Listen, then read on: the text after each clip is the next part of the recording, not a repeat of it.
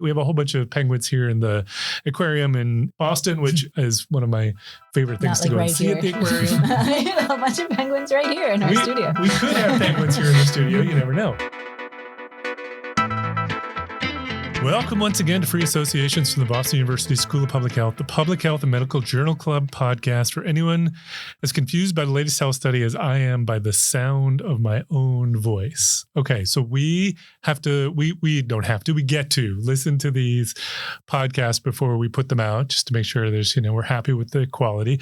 So I've gotten very, like most people hate the sound of their own voice, and I would put myself in that category, but I've gotten very used to listening to it.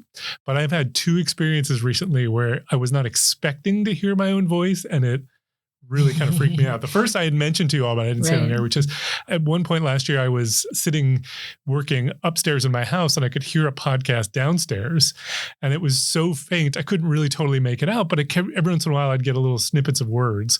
And then I heard a phrase that I thought, this is a phrase I've only ever heard a friend of mine use. I thought, are they interviewing my friend? And no, I started listening closer and realized, no, it was us. My wife was listening to our podcast. And so that was kind of strange. A meta experience though, of listening to someone else, kind of observing someone else listen to you. So then it's even more so, because then over break, we were down on a family vacation and I went out for a run and I was coming back and we were with family, and my sister-in-law, who is an avid listener of this podcast, was running in the other direction, holding her phone and listening.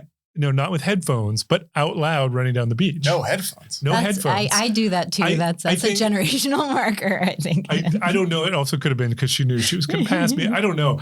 But it took, I didn't realize at first what it was. And then I sort of stopped. It's so disorienting. Do you all both hate listening to the sound of your own voice? I was just going to add, I think this also speaks to the fact that your family probably constitutes a solid 95% of our listeners. Oh, yeah. Are related to you somehow. Yeah. Cannot do it. Yeah. It's really hard. Can't even do it for a second.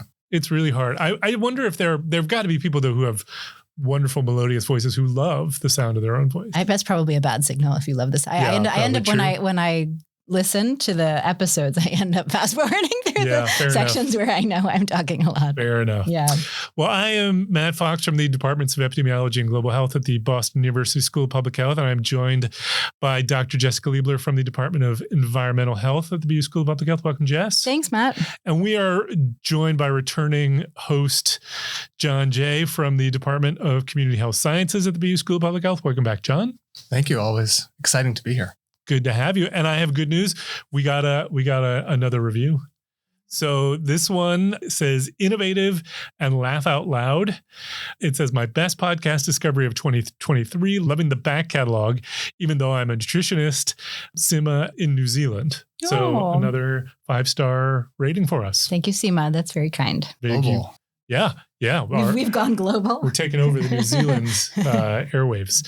And of course, another reminder to go over to Apple Podcasts or whatever your podcast app or site is to give us a rating and help others find us. And now on to the show. So today in our first segment, which is our Journal Club segment, we're going to look at a study on mobility and segregation. And I will say up front, and economic segregation. And I will just say up front, this is probably one of the studies that is our least health focused specifically, but it has implications for health. And therefore it was just such an interesting study. We really wanted to talk about it.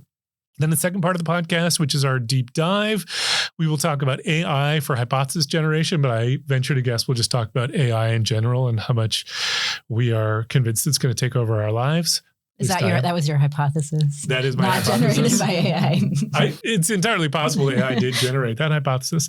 And then in our final segment, which is our amazing and amusing, we'll get into some things that make us laugh out loud.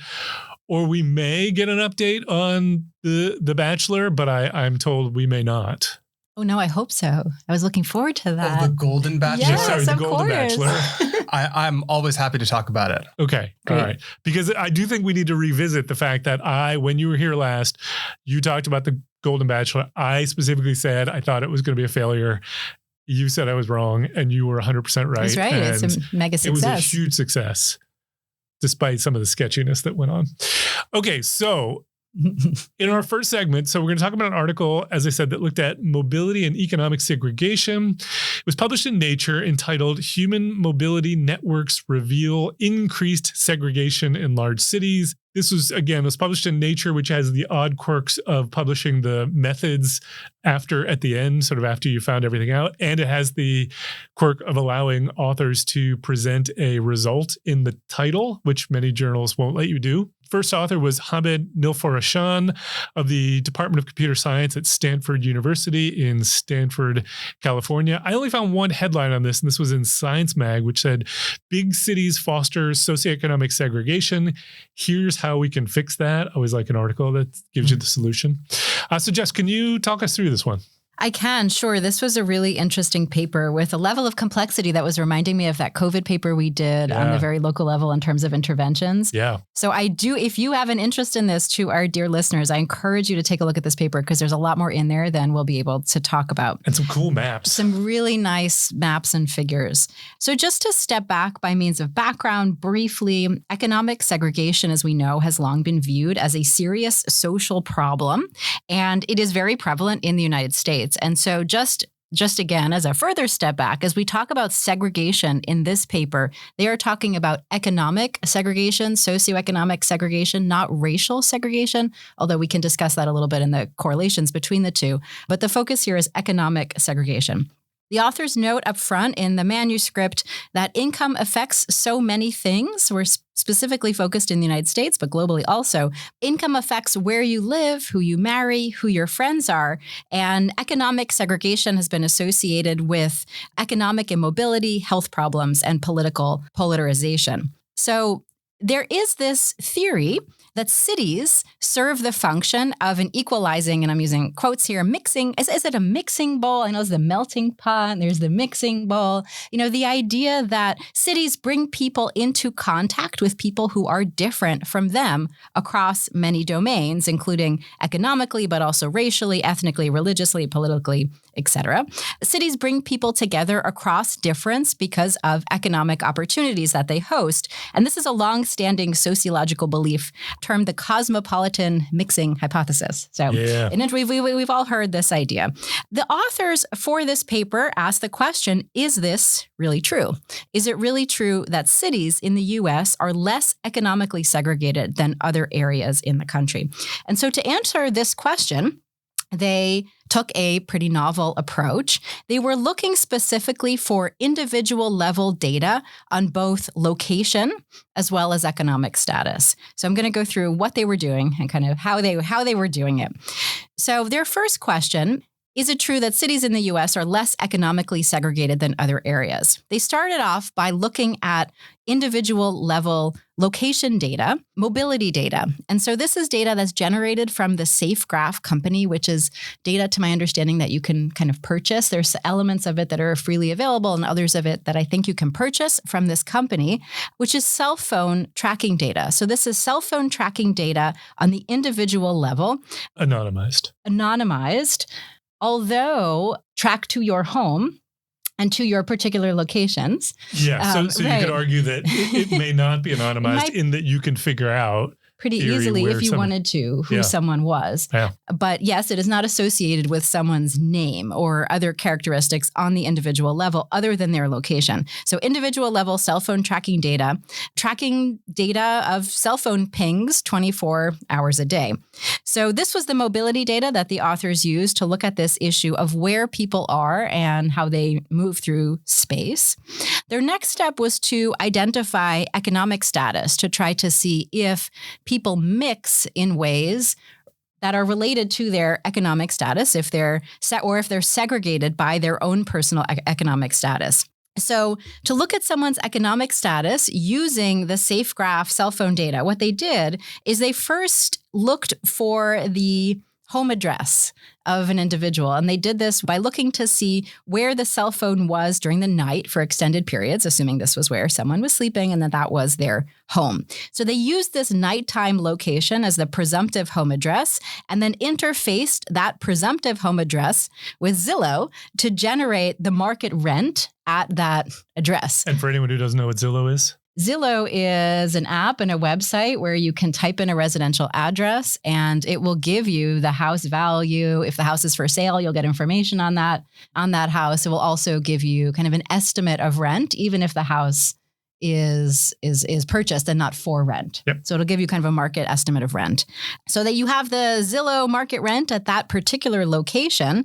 And so this provided the individual level economic data on a more refined level than, for example, census block data, which is kind of local people, maybe 500 to 3,000 people, instead of looking at the census block on income or housing value. So they have this person's location. They also have an individual's home and the value of their home. So their next step, we're kind of taking this step by step. Their next step is they look to see how people interacted, or in their parlance, were exposed to each other during the daytime periods. So they look to identify a group of individuals that a specific person in their data set was exposed to within 50 meters within a 5-minute time frame. This was, interestingly to me, used as a proxy for visual integration. I think the idea that 50 meters you could see someone, and 5 minutes, I think, was kind of a radius around maybe the precision of the cell phone ping, kind of a conservative estimate that these two people were within visual distance of each other within a reasonable 5-minute time frame. And so this was the proxy for crossing paths with someone during the day, during the course of your daily activities. They then generated an exposure segregation metric as the correlation between a person's socioeconomic status as derived from the estimate of their monthly home rent, and then the mean socioeconomic status derived as the home rent value of everyone with whom they were exposed to through a path crossing at this 50-meter window during a 5-minute period. So they constructed this ratio of your socioeconomic status to the mean socioeconomic status in the denominator of all the people that you crossed paths with according to their definition, and used a linear mixed effects model in interpreting that. The resulting measure is a ratio that would range from 0, which would reflect perfect integration, that there was no similarity between your socioeconomic status and the people you interacted with, to 1, which would be perfect homogeny, so complete segregation, that you only interacted with people who had the same socioeconomic status as yourself. Okay, so the step-by-step cell phone data, individual level, individual movements over time, derived home address that they then ran through Zillow to get the monthly rent as an estimate. They then looked to see who was crossing whom using this metric of 50 meters and a 5-minute time frame. And then they generated this metric as a ratio to describe how segregated or integrated someone's daily interactions were. Okay. Just as a side note, I suppose, this exposure segregation metric that they generated on the individual level in this study is an individual extension of something called the neighborhood sorting index, which I was interested to learn about, which is a more of a community level referent, a correlation of the person's individual socioeconomic status in the numerator, and the denominator is the mean socioeconomic status of the people within their census tract. So one of the things that these authors did in sensitivity analysis is they compared their individual level ratio to this kind of community referent to see how they perform differently in this model. Their next step was to look at where people went, where people actually went. What kinds of locations? In the parlance of this paper, they were POIs, points of interest. And which were the points of interest that drew people into contact with people who were different from them in particular, and what were the characteristics of these POIs? Okay, so this was kind of the framing of what they were doing. They did a lot of data cleaning and exclusions, and they ended up in the end, as we move into their results, with 9.6 million individual cell phones in their data set, reflecting 1.6 billion interactions across 382 cities in the United States, and the city's metropolitan statistical areas, the MSAs in the parlance, and nearly 3,000 counties in the United States. They found that exposure segregation was higher in the 10 largest cities in the United States compared to the MSAs with fewer than 100,000 people. And economic segregation was 67% higher in these largest cities compared to these smaller cities and communities. So they identified much greater economic segregation in larger cities compared to smaller communities. Shocker. Shocker. Using the data on the POIs, the points of interests, they then identified that cities were most segregated because there was a diversity of POIs that could serve different economic levels. And so this is an interesting conclusion that I think resonates and kind of makes a lot of sense. They gave the example of restaurants, for example. In large cities, there are many restaurants and many different types of restaurants that with different price points that can cater towards people at different socioeconomic levels, so provided opportunities for greater economic segregation.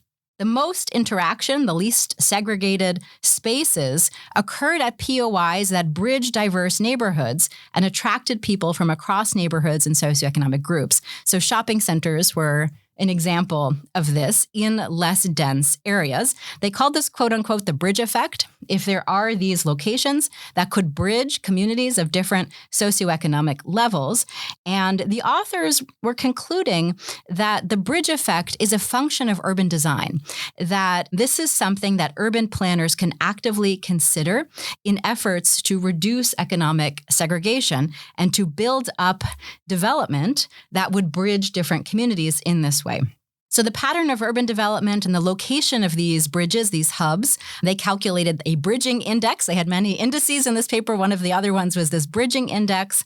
And they noted that the pattern and location of these bridge hubs was more important than race, inequality, population size in adjusted models. So in conclusion to this very complicated yet interesting analysis, they had kind of twofold the conclusion. Number one, cities were much more economically segregated than the cosmopolitan mixing hypothesis would suggest, and were more segregated economically than smaller communities. That was their first conclusion. Second conclusion is that urban planning and design of these bridging hubs can actively reduce segregation, making a case for the role of urban planning in these social processes. Super interesting. Very impressive summary. Two quick thoughts before I hand it over to John for his take. Just to note two things. One is this is largely a descriptive paper. There, except for the stuff you mentioned at the end, which we can get into whether or not that is in fact causation, but they're certainly trying to explain what they're observing. And so, but largely speaking, this is descriptive. We're describing what is going on and a phenomenon that is different across locations, not the causes of it. Second, man, the computing power that this must have taken. 1.5 billion edges, meaning connections between people that you have to look for to try and figure out. And computer scientists have these, clever ways of minimizing the amount of computing power that this actually takes. But it's still a really impressive analysis and data exercise. John, what are your thoughts on this? Good study, bad study, and what did you find interesting? I found it super interesting. I thought the part of the discussion you referred to, Jess, around the idea that New York City has restaurants where you can get dinner for $10, $100, or $1,000, whereas there might not be a market for that $1,000 dinner in Buffalo, was a really nice way of kind of summing up what they found here. Stepping back, I think this is an important study for social epidemiologists because of the way it looks at activity spaces. I think there has been a stronger and stronger understanding of segregation as a driver of racial health disparities, economic health disparities. But because we teach students, place really matters in terms of the social and physical environment you're exposed to. And people who live in neighborhoods that have less favorable social physical environment are more likely to experience worse health outcomes. There's also been a strong push towards looking at the reasons why we see these residential segregation patterns because of racism and other intentional policy forces that have driven certain people to be able to live in certain neighborhoods and others not. And so that gives you a really nice, neat picture of why we see these health disparities. And I think this is an interesting layer to come in and say, to complicate that picture, which is people are not exclusively exposed to the neighborhoods where they live. They're also exposed to the neighborhoods where they spend time. And those are that can be a wide range of neighborhoods. Yeah.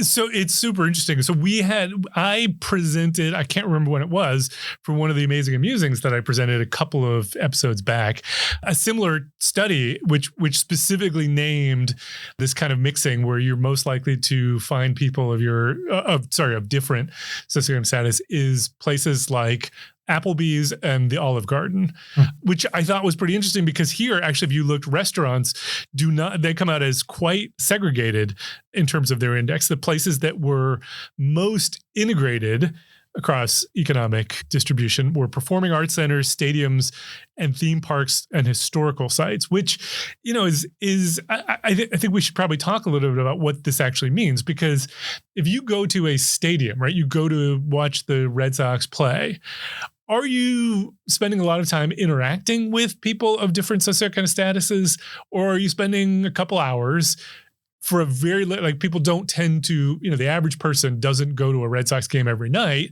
They go one, time a year, maybe none, but for the people who go, one or two games a season. And so I don't know. I mean, these are sort of places, and theme parks as well. Like they're not places you go very often. And it's also not clear what the actual mixing means. So I'm just a little bit more unsure on what it actually means. It was interesting. I mean, it's a very interesting point, because the issue of, is this meaningful integration?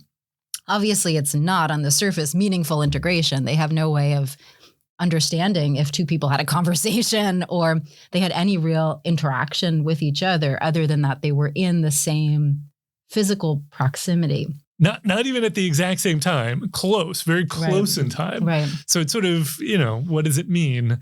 I think on average, you can certainly surmise that people are having more contact in the areas with more of this mixing. I have no issue with the overall measure, but the degree, I think, is something that we could question, because I think, whenever you use data like this, that is where you have to impute all the information, you've got to figure out somebody's socioeconomic status. You got to figure out, exactly whether or not two people were in the same space at the same time. You're going to get it wrong some of the time. And that's okay, as long as there's no real pattern to the, no reasons driving it. But there are some cases where you might make the argument that there are. My assumption is, I don't know if this is true, but if you're talking about figuring out somebody's location by pinging of cell phone towers, there are fewer cell phone towers the more rural the location is. I would also assume there's more cell phone towers the higher the socioeconomic status. So, those two things make it hard to quite tease out. I would also say Zillow probably does a pretty good job of getting the general idea of your socioeconomic status right. But there's a big difference between renting a place and owning a place. And that's not differentiated here in terms of your overall wealth. So, just lots of areas where I question the magnitude of what we're seeing, but I think the direction would certainly be indisputable. I was less interested in the mixing, although, mixing could be important for health outcomes, maybe especially infectious disease transmission. Right. I was thinking about this more in terms of access to public resources. So I think, for example, if you go to Boston Common in Boston, this is a big public green space adjacent to a very affluent neighborhood. Yep. And I think the people who you might see there tend to be more economically diverse than you might see in some of the other large green spaces in Boston. I think in part because it is, for various reasons, it serves as one of these hubs. It's accessible by public transportation. There's public programming there.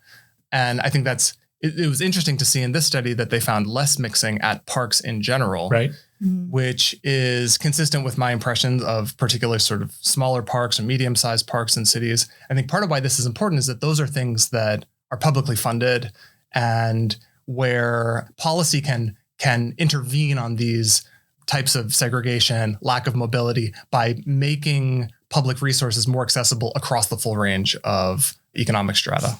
It's really interesting. My kind of takeaway from this paper was maybe a little bit of a blend of the things that both of you have mentioned, where, as Matt was saying, this was a descriptive paper, kind of trying to describe segregation in the United States in a different way. Economic segregation in a different way. than has been done before. And efforts previously were largely focused on where you lived only. And there could be analyses of residential segregation, but that didn't include interactions or anything that anyone was doing. And then there are these mobility studies that are largely infectious disease studies, like COVID transmission studies, where there is an infectiousness component of being near someone else. And there's no, and so my question here was like, it's valuable on a descriptive level to build out that residential segregation component, that it's not just about where you live, that it's about your experiences during the day. But what is the, and then the value. And so the implicit value here is that there is some value in seeing, even at a distance, people who are different from you.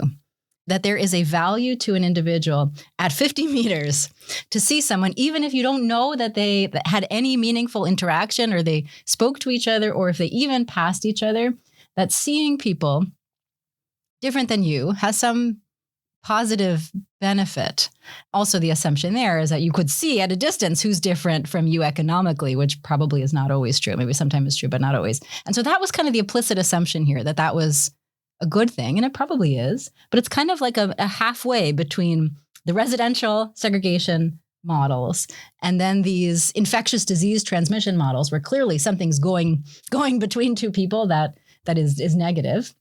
And we're like making a claim somewhere in between. I had the same reaction to you. I mean, I do think it is value in that, right? I mean, I think people have more empathy for people when they see people more often, more supportive of policies that would be supportive of less economic disparity, so things like that. So I think, I do think there is value, but I agree with your point. Like this is resting on that assumption at least it's saying we want to measure it to at least see people can decide for themselves. I would agree with your point that I don't know that we're saying here that we're putting value in just seeing somebody from a distance, right? I think the idea here would be we don't have the perfect measure. We can never on a scale this size determine whether or not two people are actually interacting with each other. But I think it's probably a reasonable assumption that the more people are within seeing distance of each other, the more likely it is that they are going to interact, and therefore there should be more interactions in places where people are coming together more than places where they aren't. But, I mean, that's an assumption, and it's theoretically testable, but there's no proof of that here. Part of how I think about this is from some of our work, the most privileged people can always go wherever they want, do whatever they want. And so the state of affairs where those people never see people, never cross paths with people from lower socioeconomic strata is one in which those lower status people are systematically excluded from the most desirable spaces. So I think I was excited when these authors say like, what we found is that by design, you can create cities that foster greater mixing. I think sort of the lens I would tend to take on that would be, that is a way of reversing policies and practices that have basically, allowed privileged people to isolate themselves and hoard resources and sort of keep all the best stuff to themselves. Yeah. So I think I like that direction, the focus on urban design. And I think this paper maybe could have done even more to point out the gaps, things that have been done like denying public transportation access to certain neighborhoods or cities, denying access to treatment facilities or other needed resources that, sort of we can talk about sorting, but I think it's important to talk about how policy enables sorting. Yeah. So I thought that this paper was weakest, and not to say it was weak, but just weakest in the places in that last section where it made what I think you could reasonably argue are causal claims. The idea that we could reverse engineer this problem by doing things because we observe something in particular places isn't as strong to me, because what they don't have here is a situation where you say, we had a place where there was a whole bunch of economic segregation. They built a shopping center and we saw it actively reduced. That's different from saying in the areas where there are these shopping centers, there was reduction because we don't know what was happening before. And we don't know if the same forces that prompted one to build the shopping center there are the same forces that were having people mixing already. We just don't know that. I suspect they're probably right, but to me, that's hypothesis generating. And I'd want to see some stronger evidence before I would conclude that we can reverse engineer this problem through building cities in certain ways. But I don't doubt it. I really don't.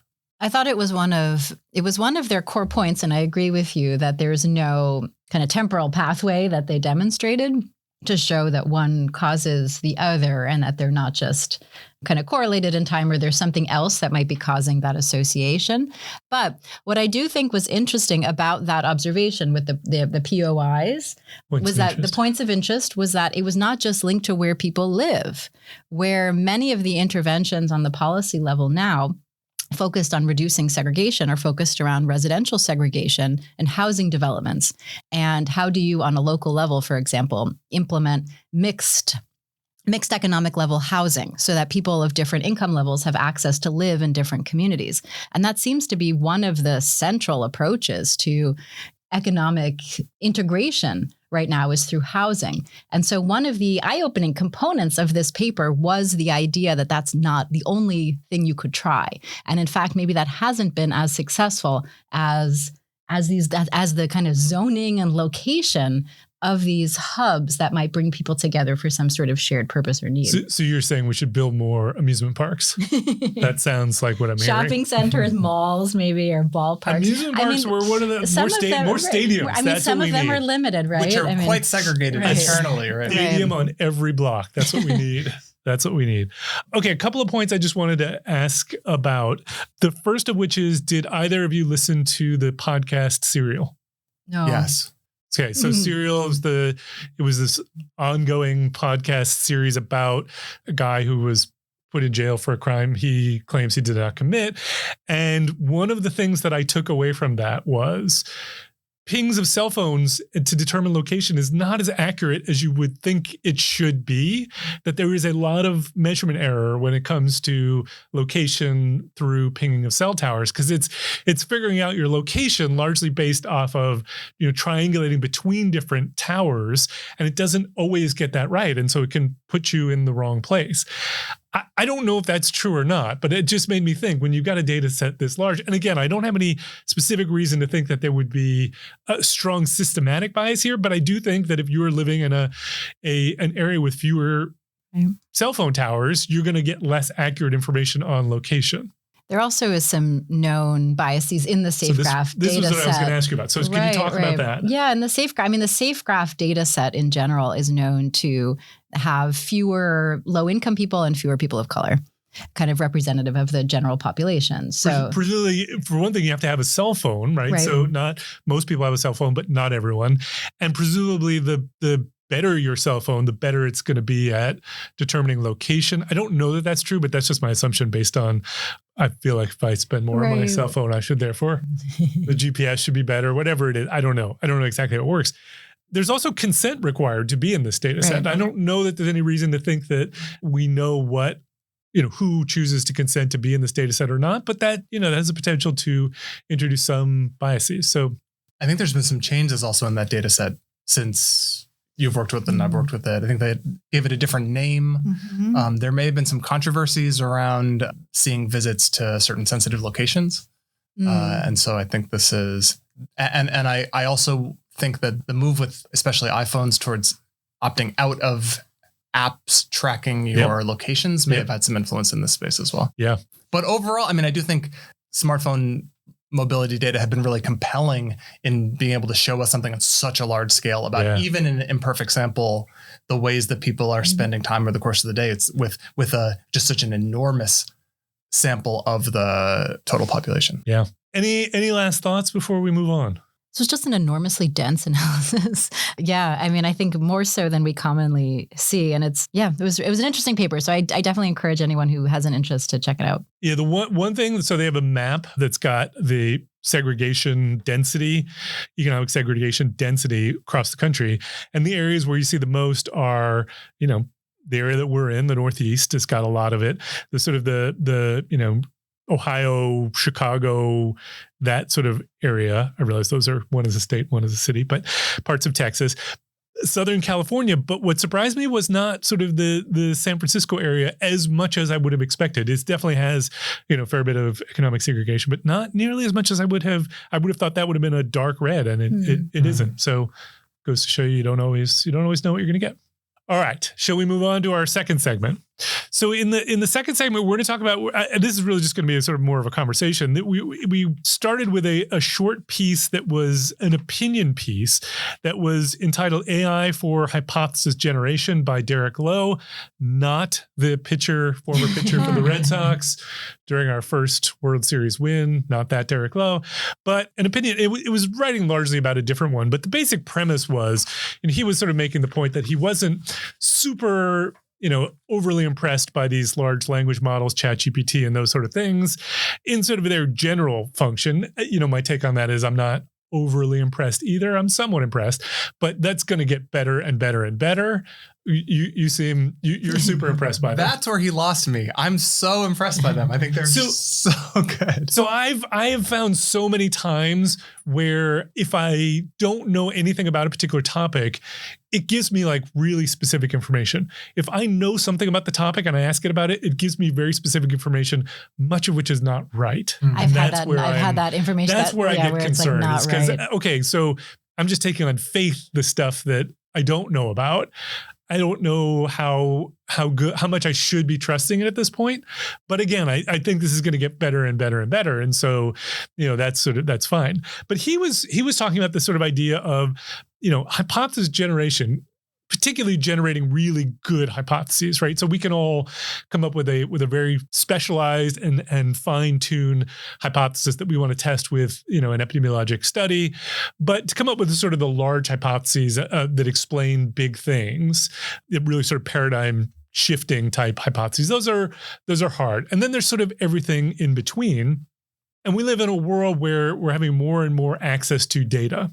And so to me, the question that comes out of this is if you've got large amounts of data and you've got these language models that could be designed and really trained to be able to generate lots and lots of hypotheses that might explain a particular observation in a data set, and then to systematically then go through and test each of those different hypotheses, could we make better advancements in science than what we do now, where we typically get, we have a hypothesis, we test it.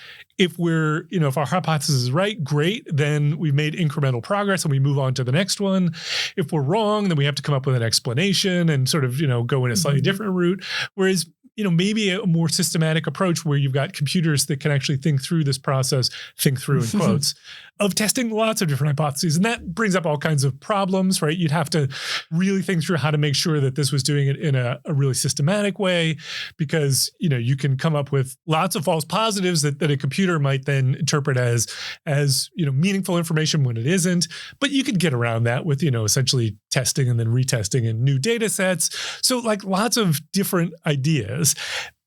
I just found the idea, I find this idea that when I ask people, like, how many years do we going to have jobs? How long is it going to be before computers can come up with all the hypotheses faster than we can identify data sets that are already existing that it can use to answer these questions.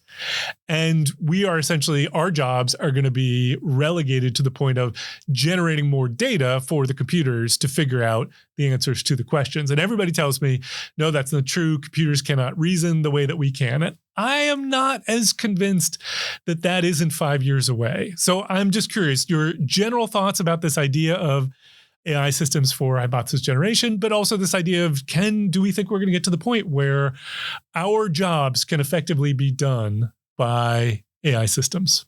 Take it away. It's a really interesting question. I mean, I liked reading this paper. It was short and it was kind of tongue in cheek. And, the question comes down to, as I was thinking about it in application to my work or to our work, how high level are the hypotheses that we generate to test in our research, right? And there are, he was making the claim that, an AI algorithm can come up with a standard set of hypotheses. He was focused on bench science, where you could kind of test all these different protein interactions and, different life course thing. You could have all these standard tests so that then the computer could kind of be a shorthand to help you come up with a standard set of hypotheses. And then the question is, if you're thinking about something really revolutionary, could AI do that? Could AI think of some really revolutionary hypothesis? And I didn't see why not necessarily. If there was some, there has to be some precedent in some ways in the revolutionariness. But then it kind of made me a little bit sad, because it made me think about the hypotheses that I typically test in my research, which are really not revolutionary, which, I think most in terms science is not. Most science is incremental. Kind of, we think about, you're trying to get a grant from NIH, and NIH typically is not funding really crazy, wacky hypotheses, revolutionary hypotheses. Except they have funds set aside that are certain for mechanisms for that. But generally speaking, no, they're looking for things that are kind of a quote or, safer bet, quote unquote, in that sense, but like moving science forward, but not something that's, really wacky out there. And by the way, I don't think that's a bad thing, right? We need both. We need people who are going to do really high risk, high reward stuff that's going to change the field occasionally and most of the time fail. But we also need a lot of incremental science that gives us just a little bit, better. But anyway. So that was the question of like, can AI generate those, kind of high risk, high reward, wacky hypotheses? And I didn't see why not necessarily, but I don't know. He was making the case that he didn't think we were there yet. I don't think we're there yet, but I don't think we're far away. I was a little unclear on sort of how what he was proposing differed from some of the other things that people say about, let's say, machine learning type research, where sort of data-driven projects, where instead of, this sort of traditional model where maybe we have an idea of like the 12 variables that we want to test, and, there's like 2 main exposures. Instead of that, we're going to come in with 1,000 that we can pull from various sources and just see what model fits best, and maybe that'll tell us something, where we didn't want to specify so specifically the hypothesis up front. How this differs from that, in the sense of the examples that he gives, sounded to me like the AI would be coming up with new theory, right, and testing hypotheses of sort of theories, sort of hypotheses that might advance a certain theory that has not yet been identified. Yeah, that I'm skeptical on. That seems to me, I think it could do that in theory, while at the same time producing loads and loads of garbage that would be theoretically testable, useful to no one. And most of the time when it came up with a positive finding, it would be a false positive finding. So that part I'm still skeptical on how it's going to figure that out. But again, I think this is a field that is going to advance so quickly.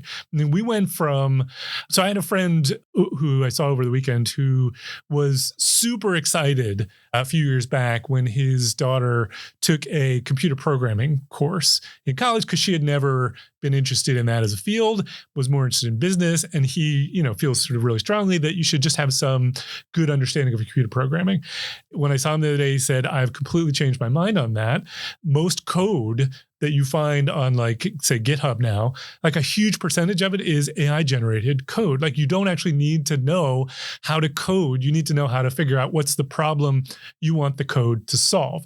My point being, like, the change that has come about in 1 year from the introduction of these models to what we thought computers could do a year ago compared to what they can do now is totally different. And, you're seeing it with like deep fakes and things that are coming out. Like the advancements are going to be incremental. And I don't know that it won't be able to do, I'm being a little provocative, right? I don't necessarily think they're going to take over our jobs in 5 years, but I do think that the way that we use this technology in 5 years within our jobs is going to be dramatically different. And therefore our jobs are going to be dramatically different. How do you use it now within your job? Now I've just started to use these. So for example, to give you a concrete example, I am now teaching a course that we have always taught in SAS. I only know SAS. We have more and more students that they are our users. I have sat down this weekend and said to this, ChatGPT, translate this program from SAS into R. And the beauty of that is I can then test it out, right? I can actually run it in R. I don't know much about R, but I know how to hit the run button, and I can see if it produces the same thing that I'm producing in SAS so that I can actually figure out whether or not it's actually doing. And most of the time it does. It doesn't always. Sometimes it, just makes up things that don't actually exist in the software. But most of the time it does. And so I can actually, I went from a situation where I was contemplating, do I have to get somebody else to teach this course or someone to teach it with me, to I can kind of figure it out. And that's just sort of one small example. I've used it for help in generating text for grants. Not that it was the grant, it's not what I'm writing. It's language to get started, to give to my co-authors to say, I couldn't get them to produce something. I sent it off and said, does this make any sense, right? Is this what you would do in this situation? And they said, no, yes, we do this. No, we would never do this.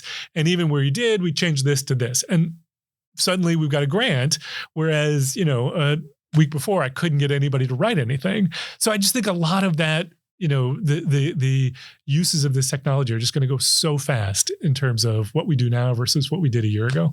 It's made me wonder, listening to your comments here, if, in terms of our focus in research, that we're always supposed to be very hypothesis driven in our science, and especially in our data analysis. Like, you're supposed to kind of come to the data with a pre-established hypothesis and then use that, kind of use that approach and then analyze your data in that way, instead of doing the kitchen sink analysis to then generate what your hypotheses are. And it's made me wonder, kind of to the extent these AI can really do those kitchen sink analyses or give you really quick code to analyze maybe many, many, many more questions than you would think of that are outside of the scope of maybe your core hypothesis. Yeah. And then wondering what the result of that is for quality. Yeah. But it gives you that power to not just be totally hypothesis driven. Yep. Pros and cons. All right. We need to move on to our final segment, but I think we need to revisit this topic in 2 years and see if we look back at this and say, Matt was 100% right, or Matt was 99% right. That's what we need to do. Okay. So on to our amazing and amusing, which needs no introduction. I'll go first. Just a study that I saw that really interested me. So recently, my father-in-law and his wife went to Antarctica on a trip, and they saw lots and lots of penguins, and were sending back pictures of all of the different kinds of penguins. And penguins are just cool, right? We have a whole bunch of penguins here in the aquarium in Boston, which is one of my favorite things to go and see at the aquarium. A whole bunch of penguins right here in our studio. We could have penguins here in the studio. You never know. So this was an article that the title is "The Penguin Survives on 4-second Microsleeps Thousands of Times a Day."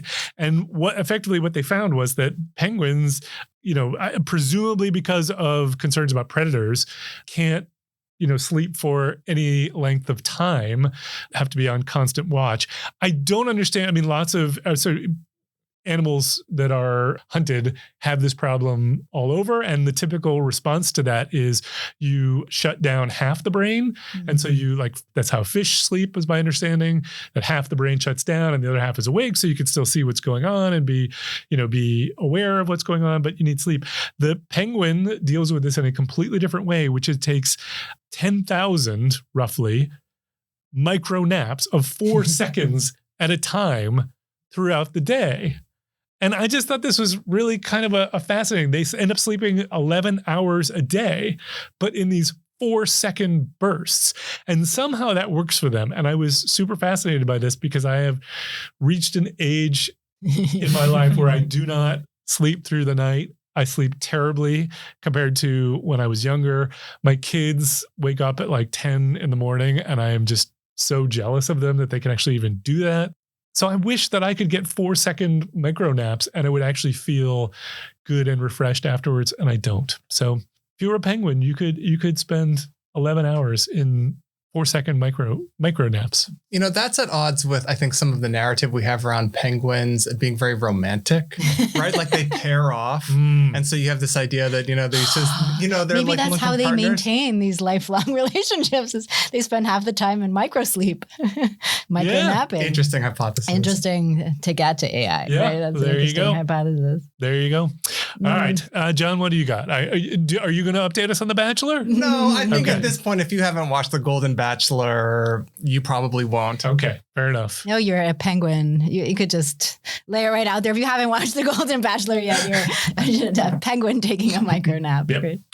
I found one that I thought was on point for our conversation about generative AI, which was a study by some researchers finding that ChatGPT often won't defend its answers, even when it's right.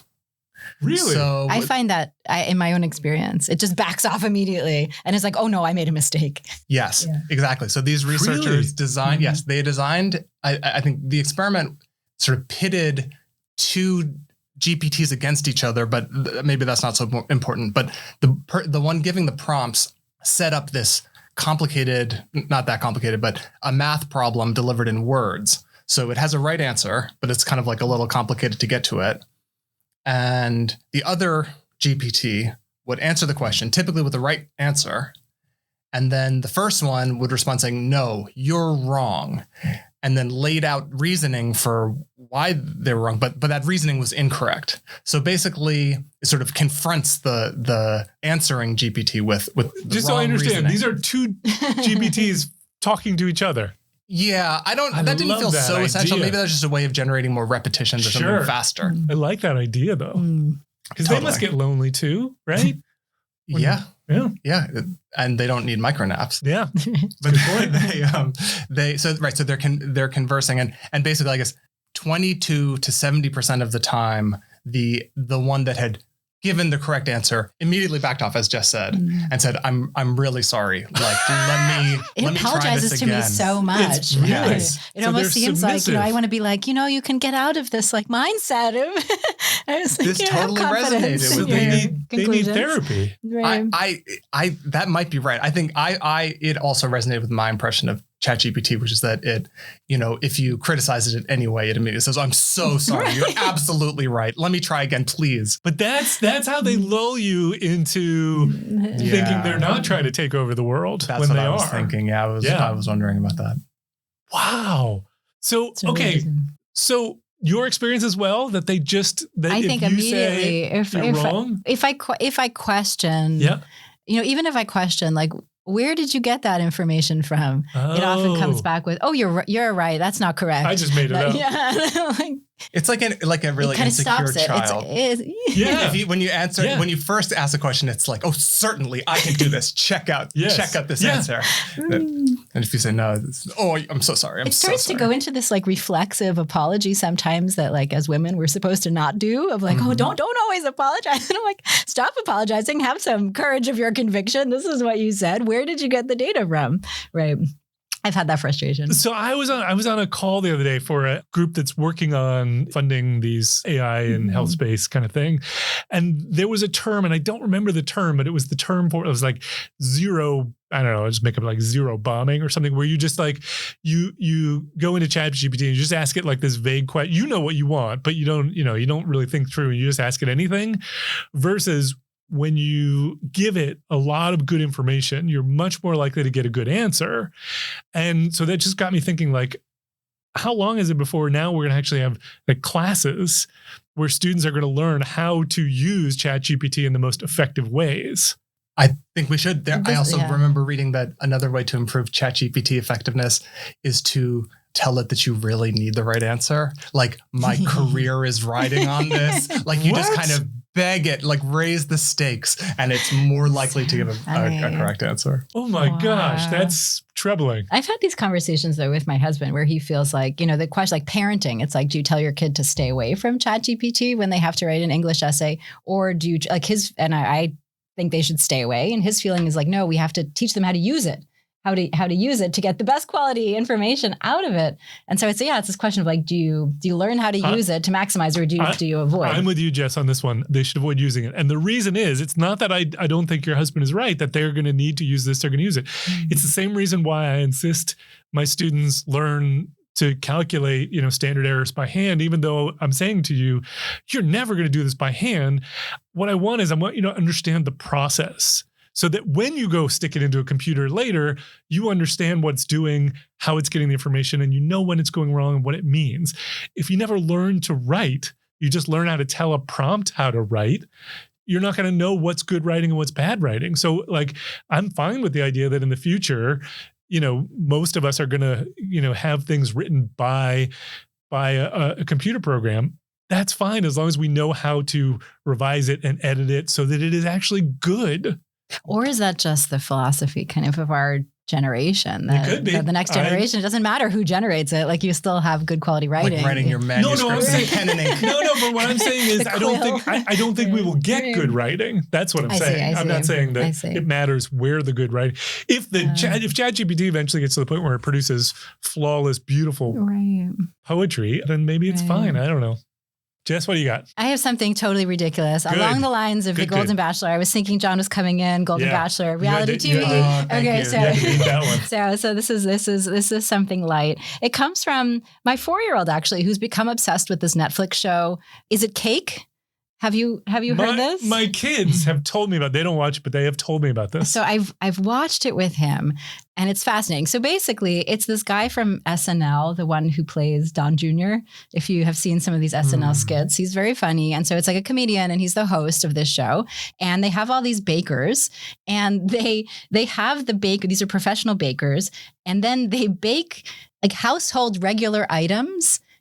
And then some of them are household regular items and some of them are cake designed to look like a bag of nachos or a shoe or a dollhouse or, something like that, and very elaborate. And so in this mode of cakes being designed to mimic, not to look like a round cake with icing, but to mimic an everyday object. Okay. And then he has them guess which item is actually the cake and which is actually a chair.